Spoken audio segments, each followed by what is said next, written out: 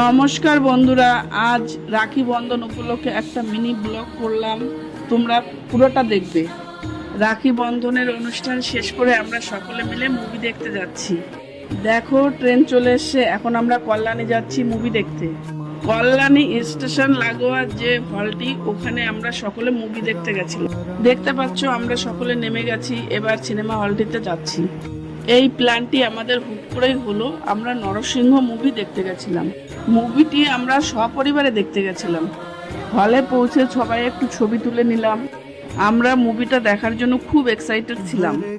দেখতে পাচ্ছ আমরা সকলে কালো চশমা পরেছি, ওটা ওখান থেকে দিয়েছে, কারণ আমরা মুভিটি 3Dতে দেখতে গেছিলাম।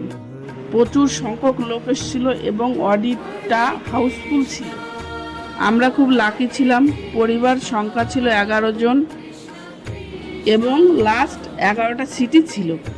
মুভিটি খুব সুন্দর ছিল এবং প্রতিটি দৃশ্য খুব সুন্দর করে ফুটিয়ে তুলেছিল। আমার বোন সকলের কাছ থেকে মুভিটির বিষয়ে রিভিউ নিচ্ছিল। মুভিটি সত্যি অসাধারণ ছিল এবং আমার ভাইয়ের চোখে দেখো জল। দেখতে পাচ্ছ আমরা স্টেশনে পৌঁছে গেছি বাড়ি যাওয়ার উদ্দেশ্যে ট্রেনে করে। আজ আমাদের দিনটা খুবই ভালো কাটলো মুভিটা দেখার পরে।